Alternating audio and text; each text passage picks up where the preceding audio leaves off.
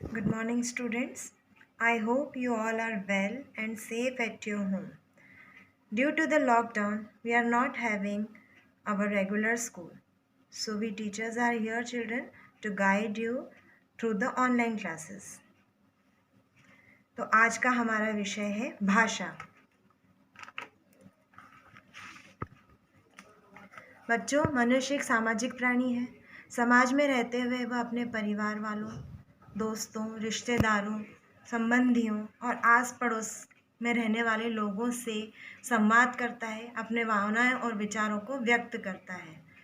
इन भावनाओं और विचारों को व्यक्त करने के लिए वह जिस साधन का, जिस माध्यम का इस्तेमाल करता है, उसे भाषा कहते हैं।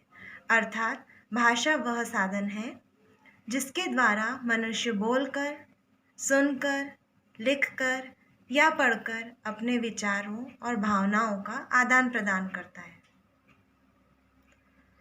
भाषा शब्द संस्कृत की धातु भाष से बना है, जिसका अर्थ होता है स्पष्ट वाणी, अर्थात ऐसी वाणी जिसका अर्थ समझ में आए।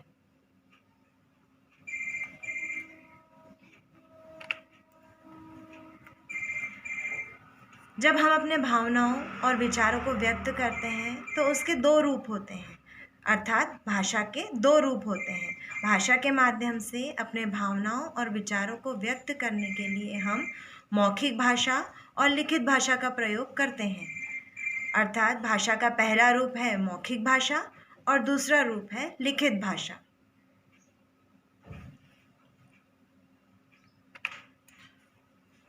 मौखिक भाषा, जब हम अपने भावनाओं और विचारों को व्यक्त करने के लिए भाषा का प्रयोग केवल बोलकर करते हैं, अर्थात उसका लिखित रूप में प्रयोग नहीं करते।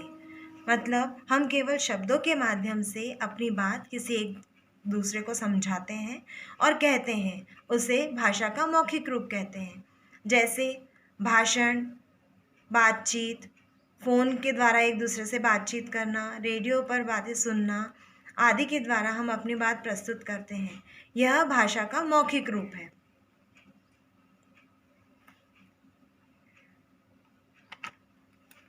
भाषा का दूसरा रूप है लिखित भाषा। जब हम अपने भावनाओं और विचारों को प्रकट करने के लिए या एक दूसरे को समझाने के लिए लेखनी का प्रयोग करते हैं और उसके अंतर्गत अपने शब्दों को लिखित रूप देकर अपने भावना और विचारों को स्पष्ट करते हैं, समझाते हैं, तो उसे भाषा का लिखित रूप कहते हैं। जैसे विभिन्न प्रकार की पुस्तकें, पत्र, समाचार पत्र, दूरदर्शन अर्थात टेलीविज़न, टीवी पर दिखाए जाने वाले लिखित समाचार आदि, ये सभी भाषा का लिखित रूप है।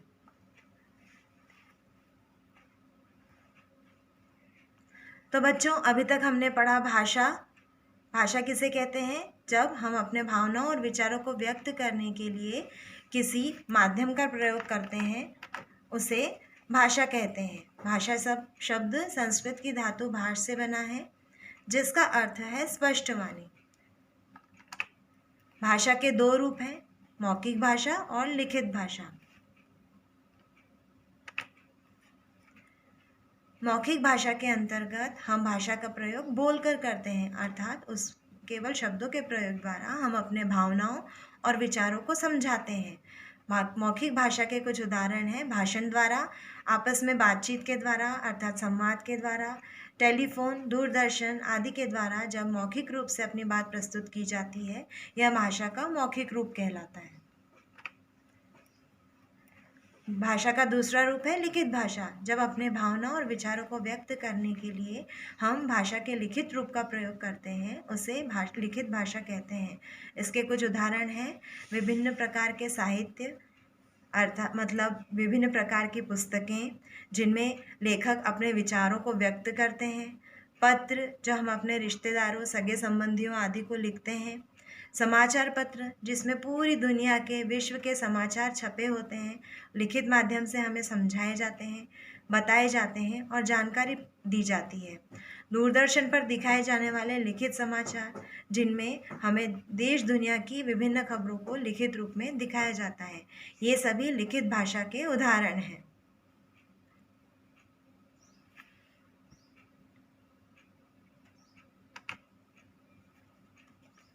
बोली।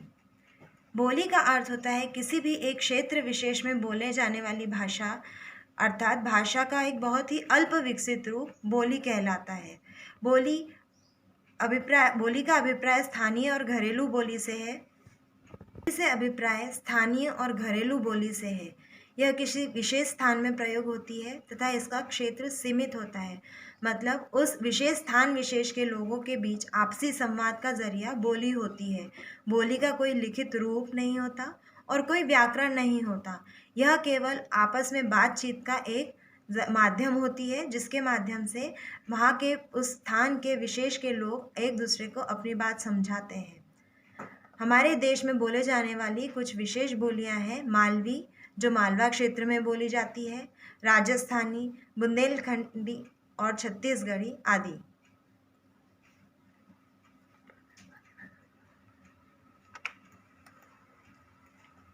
लिपि। भाषा को लिखने के लिए हम जिस तरीके का प्रयोग करते हैं, जिन वर्णों का प्रयोग करते हैं और जिन चिन्हों का प्रयोग किया जाता है, उन्हें लिपि कहा जाता है। अर्थात लिखने की विधि अथवा लिखने का ढंग लिपि कहलाता है। उस भाषा को अपने शब्दों में व्यक्त करने के लिए हम लिपि का प्रयोग करते हैं। भारत की कुछ प्रमुख भाषाएं और उनकी लिपियां इस प्रकार है। भारत की प्रमुख भाषाएं हैं संस्कृत, हिंदी और मराठी। इन तीनों भाषाओं को देवनागरी लिपि में लिखा जाता है। पंजाबी को गुरुमुखी में, उर्दू को फारसी में और बंगला को बंगाली लिपि में लिखा जाता है।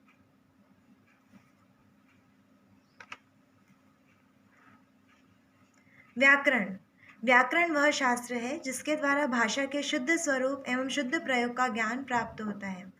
बच्चों, व्याकरण के अंतर्गत कुछ नियम बनाए गए हैं, जिसके अंतर्गत काल, क्रिया, संज्ञा, सर्वनाम का प्रयोग निश्चित किया गया है। जब तक वह इन नियमों के अनुसार प्रयोग नहीं किए जाते, तब तक भाषा अशुद्ध ही मानी जाती है। अर्थात भाषा के शुद्ध स्वरूप एवं शुद्ध प्रयोग का ज्ञान प्राप्त करने के लिए व्याकरण का ज्ञान होना आवश्यक है। अपनी बातों को, अपनी भावनाओं को और अपने विचारों के सरलतापूर्वक आदान प्रदान के लिए, एक दूसरे को समझाने के लिए भाषा का प्रयोग करते समय हमें व्याकरण के शुद्ध रूप का ध्यान रखना आवश्यक होता है। जब तक हम व्याकरण को शुद्ध रूप में प्रयोग नहीं करते, तब तक हम अपने विचारों को स्पष्ट रूप से किसी को समझा नहीं सकते हैं।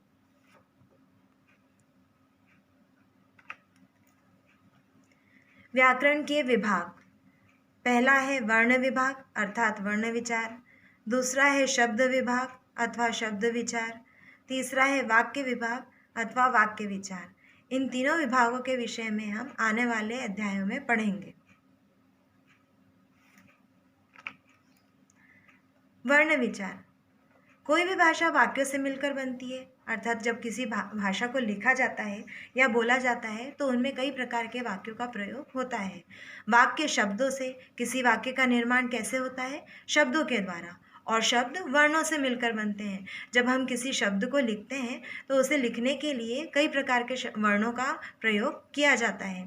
इसलिए भाषा को वाक्यों में, वाक्यों को शब्दों में तथा शब्दों को वर्णों में विभाजित किया जा सकता है, परंतु वर्ण भाषा की सबसे छोटी इकाई है। उसे और विभाजित नहीं किया जा सकता, अर्थात उसके टुकड़े नहीं किए जा सकते।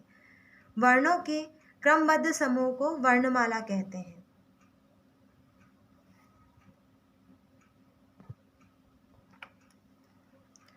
शब्द विचार। बातचीत करते समय हम अपने मन के भावों और विचारों को व्यक्त करने के लिए जिस साधन का सहारा लेते हैं उसे भाषा कहते हैं। ये हम पहले पढ़ चुके हैं।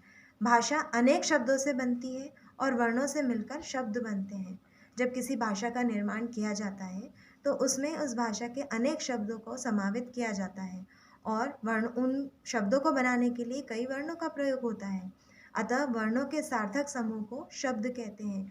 जब वर्णों को इस प्रकार जमाया जाए कि उससे बनने वाले शब्द का कोई अर्थ निकलता हो, उस समूह को शब्द कहा जाता है।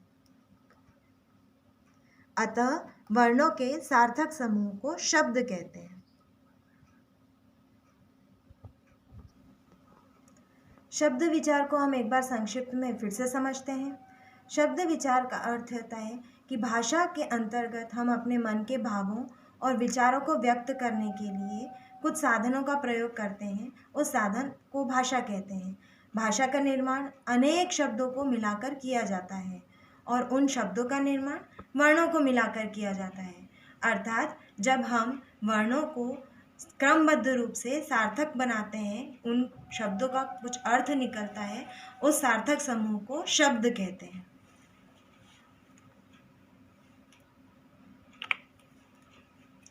तो आज के पाठ में हमने पढ़ा भाषा, बोली, लिपि, व्याकरण, व्याकरण के विभाग, शब्द विचार और वर्ण विचार। आगे आने वाले अध्यायों में हम वर्ण विचार और शब्द विचार का विस्तृत रूप से अध्ययन करेंगे। तब तक आप घर में रहिए और सुरक्षित रहिए।